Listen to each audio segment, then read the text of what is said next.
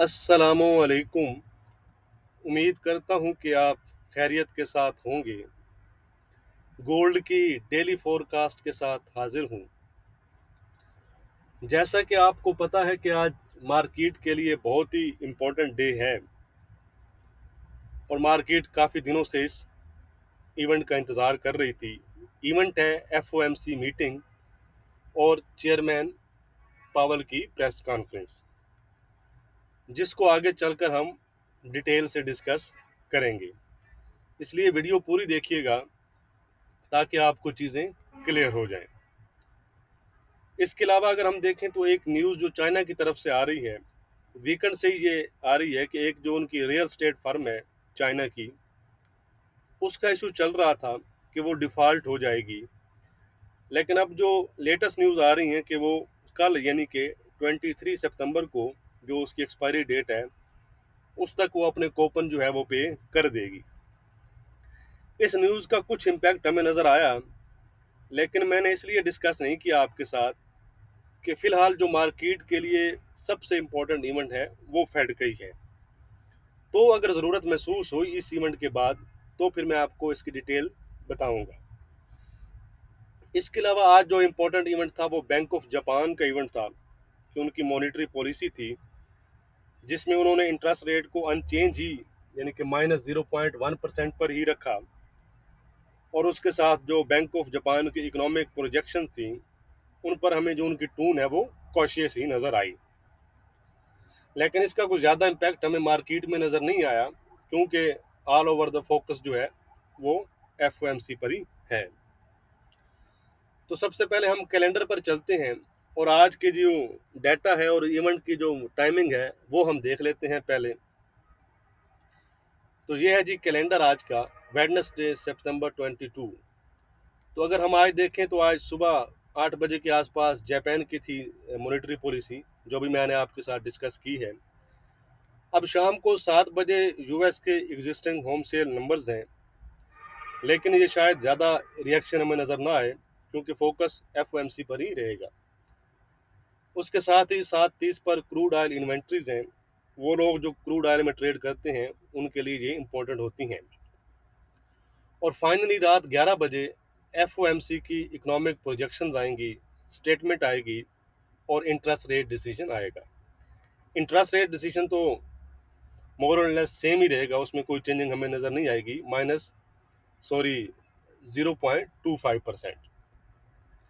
उसके साथ रात 11:30 पर फेड चेयरमैन पावल अपनी प्रेस कॉन्फ्रेंस स्टार्ट करेंगे। तो ये एक बड़ा मेजर इवेंट होगा, यानी कि रात 11 से लेकर आप 12 के दरमियान कह सकते हैं कि एक बड़ा क्रूशल टाइम होगा मार्केट के लिए। तो याद रखेंगे कि मैं आपको टेलीग्राम पर अपडेट दूंगा, व्हाट्सएप पर भी आपके साथ उनकी लाइव जो प्रेस कॉन्फ्रेंस होगी उसका लिंक शेयर कर दूंगा। लेकिन फ़ौरन यानी कि अपडेट करना मुश्किल इसलिए होता है कि प्रेस कॉन्फ्रेंस जब पूरी आप देखते हैं सुनते हैं तो उसके बाद ही आप रिजल्ट निकालते हैं। तो इसलिए आप खुद भी वॉच कीजिएगा, मैं आपको बता दूंगा तो आपको समझ लग जाएगी कि उनकी टून क्या है। ठीक हो गया जी। तो ये हो गया आज की टाइमिंग वगैरह।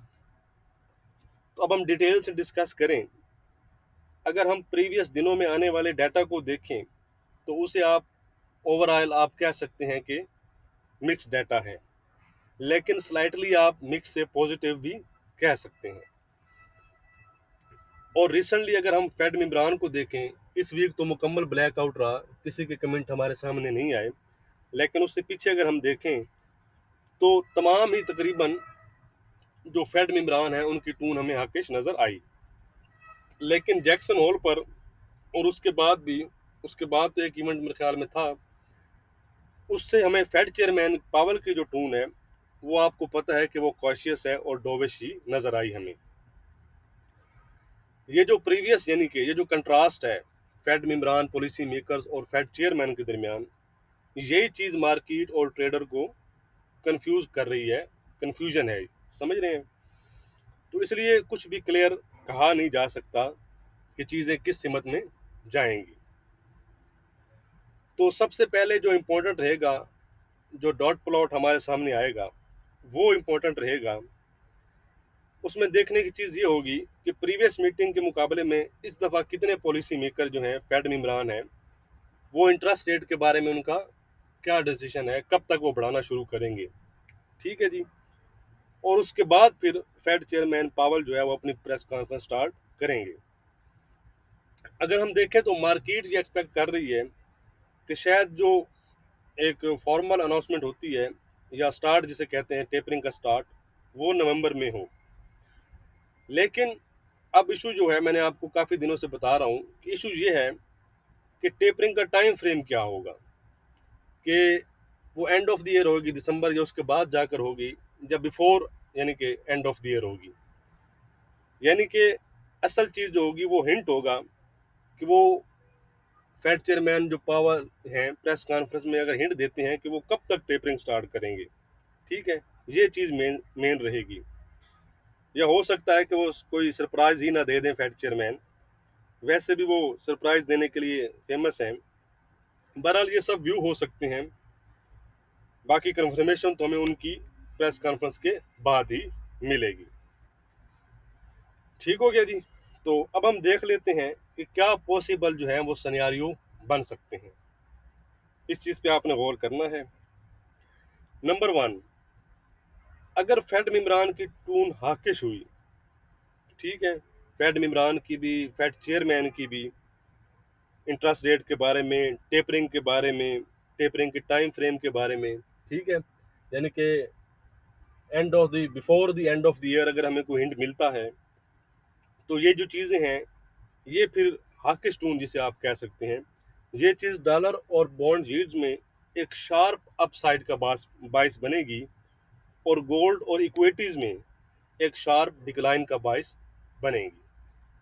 सिनेरियो नंबर टू, दूसरी साइड पर अगर फेड चेयरमैन एज यूजुअल जैसे जैक्सन होल पर थी, कॉशियस टून अपनाते हैं, डोविश टून अपनाते हैं, ठीक है जी, और आप कह सकते हैं कि टेपरिंग का कोई टाइम फ्रेम या हिंट नहीं देते, तो ये चीज़ फिर डॉलर और बॉन्ड यील्ड में हैवी सेल का बायस बनेगी, और वाइस वर्सा गोल्ड और इक्विटीज में एक शार्प अपसाइड हमें देखने में आएगा। नंबर थ्री, अगर चीज़ें मिक्स रहती हैं, टून कोई मिक्स रहती है, कोई ज़्यादा क्लियर हमें चीज़ें नहीं नज़र आती, तो फिर आप कह सकते हैं कि कुछ वोलेटाइल तो मार्केट होगी, और सेम एंड लेस फिर दोबारा चीज़ें अपने उसी लेवल पर भी आ जाएंगी। ओके हो गया जी। तो बहरहाल वो लोग जिनके अकाउंट स्मॉल हैं, ठीक है, या वो लोग जो वोलेटाइल मार्केट को हैंडल नहीं कर सकते, तो उनसे यही रिक्वेस्ट है कि वो पहले ही एग्जैक्ट कर लें। दूसरा, याद रहे कि आज मैं आपको कहता हूँ कि टेक्निकल जो है वो इस दिन काम नहीं आते, क्योंकि मार्केट फंडामेंटल पर मूव करती है। ठीक है, तो आपने रेजिस्टेंस और सपोर्ट को उस वक्त नहीं देखना, और ना ही यानी कि चलती हुई ट्रेन में सवार होने की कोशिश करनी है। मिसाल के तौर पर जिस तरह अगर आप यहाँ देखें चार्ट पर, यहाँ से ये चीज़ें अब सपोर्ट लेवल थे, ठीक है, लेकिन कहीं भी वो नहीं रुकी मार्केट। और इस तरह अगर मार्केट आ रही है तो आपने ये नहीं कहना कि ये सपोर्ट आ गई, ये सपोर्ट आ गई, नहीं। फिर आपने, अगर आप इंटर नहीं है, तो फिर आपने मार्केट को कहीं रुकने का वेट करना है, कंसोलिडेट करने का वेट करना है, जिस तरह यहाँ पर आपको नज़र आ रही है।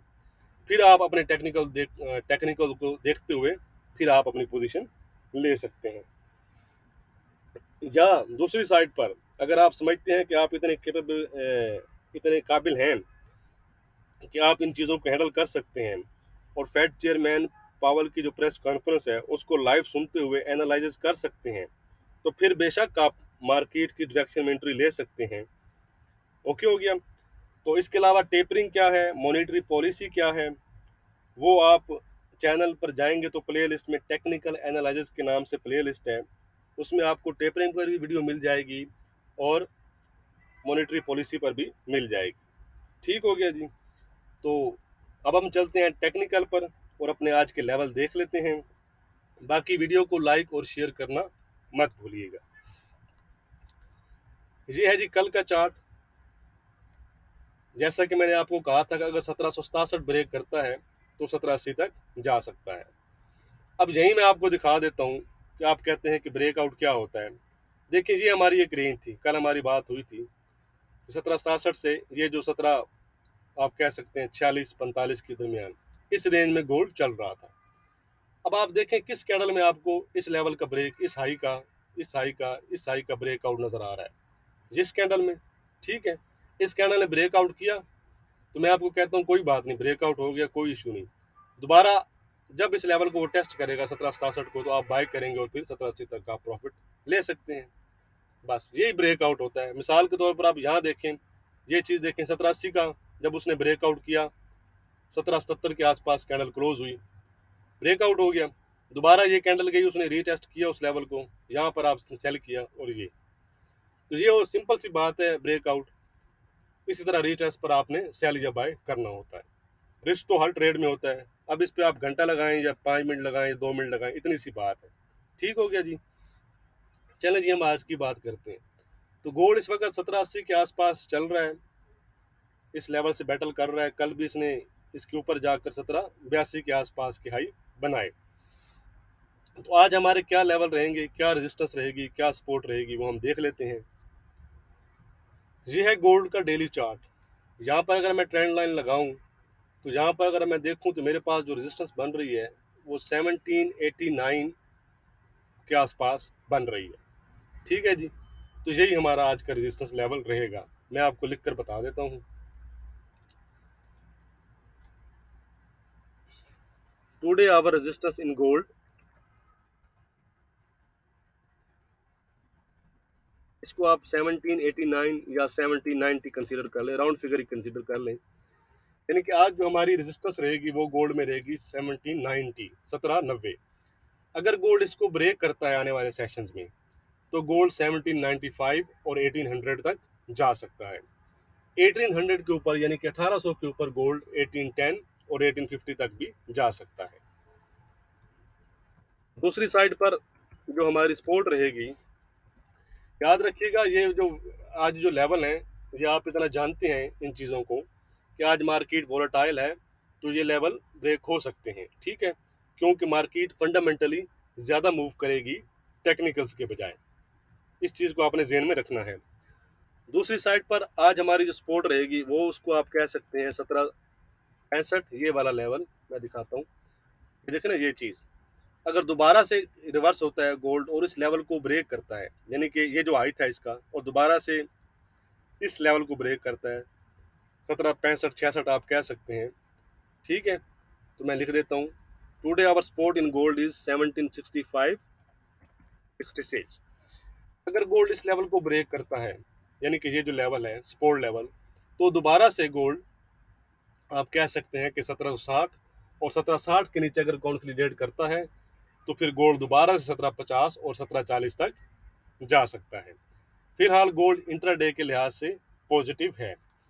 बाकी तमाम लेवल, रेजिस्टेंस और सपोर्ट लेवल मैं डिस्क्रिप्शन में लिख दूंगा, वो आप ज़रूर चेक कर लीजिएगा। वीडियो को लाइक और शेयर करना मत भूलिएगा। Thank you.